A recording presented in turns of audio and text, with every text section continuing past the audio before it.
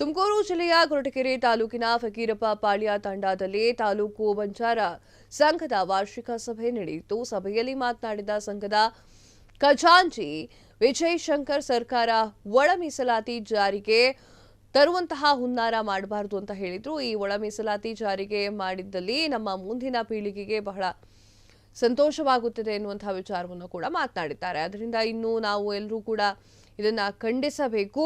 ನಮ್ಮ ಬಂಜಾರ ಜನರು ಗುಡ್ಡಗಾಡಿನಲ್ಲಿ ಜೀವನವನ್ನ ನಡೆಸ್ತಾ ಇದ್ದಾರೆ. ತಾಲೂಕು ಒಂದು ತಾಂಡದಲ್ಲಿಯೂ ಸಹ ಇರುವಂತಹ ವಿಚಾರ ನಿರ್ಮಾಣದ ಬಗ್ಗೆ ಮಾತನಾಡಿಕೊಂಡಿದ್ದಾರೆ. ಇವತ್ತೇನು ನಾವು ಶಿವರಾಜ್ ಮಹಾರಾಜರ ಒಂದು ಮಾರ್ಗದರ್ಶನಂತೆ ನಮ್ಮ ಜನಾಂಗದ ಹಿತದೃಷ್ಟಿಯಿಂದ ಏನಂದ್ರೆ ನಮ್ಮ ಜನಾಂಗ, ಯಾಕಂದ್ರೆ ಈಗ ಈ ಹಿಂದೆ ಏನ್ ನಮ್ಮ ಸಂಘನ 1995ನೇ ಇಸ್ವಿಯಿಂದ ಏನು ಸ್ಥಾಪನೆ ಮಾಡಿದ್ರು, ಅವರು ಉಳಿಸಿದಾರೋ ಬೆಳೆಸಿದಾರೋ ಅದು ನಮ್ಗೆ ಗೊತ್ತಿಲ್ಲ. ಯಾಕಂದ್ರೆ ನಾವು ಚಿಕ್ಕ ಹುಡುಗರಿದ್ವಿ.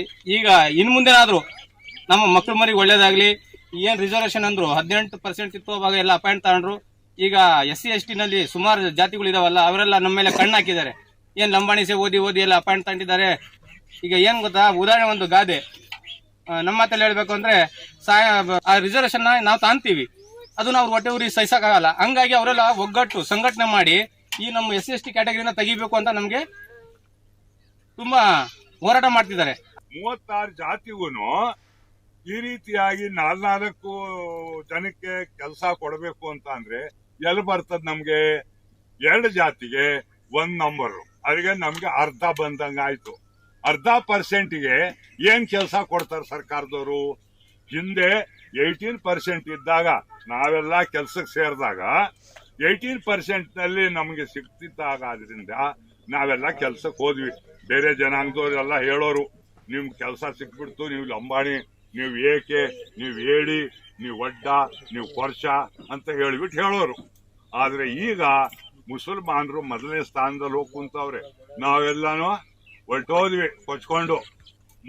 ಸಂಘ ಅಂತ ಬಂದಾಗ ಯಾರೋ ಒಬ್ರು ಸೋಷನಲ್ ಇರ್ತಕ್ಕಂಥ ವಿದ್ಯಾರ್ಥಿ, ಬಡ ವಿದ್ಯಾರ್ಥಿ ಯಾರೋ ಒಬ್ರು ಪಾಸ್ ಆಗ್ತಾರಂದ್ರೆ ಅವ್ನಿಗೆ ಕರ್ಸಿ ನಾವು ಏನು ಸನ್ಮಾನ ಆಗ್ಬೋದು ಅಥವಾ ಸಹಾಯಧನ ಆಗ್ಬೋದು, ಗೌರವಧನ ಆಗ್ಬೋದು ಕೊಟ್ರೆ ಅವ್ರಿಗೂ ಉತ್ತೇಜನ ಬರ್ತೈತೆ. ನಮ್ಮ ಸಂಘದಿಂದ ನನಗೆ ಹಿಂಗ್ ಮಾಡಿದ್ರು, ಅದಕ್ಕೋಸ್ಕರ ನಾನು ಅವತ್ತು ನನಗೆ 5,000 ಕೊಟ್ಟಿದ್ರು, ನಾನು ಇವತ್ತು 10,000 ಕೊಡ್ಬೇಕು ಅಂತ ಹೇಳ್ಬಿಟ್ಟು ತಾನಾಗೆ ಮುಂದ್ ಬರ್ತಾರೆ. ಅದನ್ನ ಮಾಡ್ಲಿಲ್ಲ ಯಾರಾದ್ರೂ. ಈಗ ಅವ್ರ ಸಂಘ ನಡೆಸೋದೇ ಕಷ್ಟ ಆಗಿರ್ಬೋದು, ಅವ್ರದ್ದೇನಿತ್ತ ನನಗೆ ಗೊತ್ತಿಲ್ಲ. ಅದು ಈ ಮೊದಲು ಏನೇನಾಗೈತೆ ಅಂತ ಗೊತ್ತಿಲ್ಲ. ಆದ್ರೆ ಇತ್ತೀಚೆಗೆ ಎಲ್ಲಾ ಹುಡುಗರು ಓದಿರ್ತಕ್ಕಂಥವ್ರು ಅವ್ರೆ, ನಮ್ಮ ಸಮಾಜದಲ್ಲೂ ಓದಿರ್ತಕ್ಕಂಥವ್ರು ತಿಳಿದವ್ರವ್ರೆ.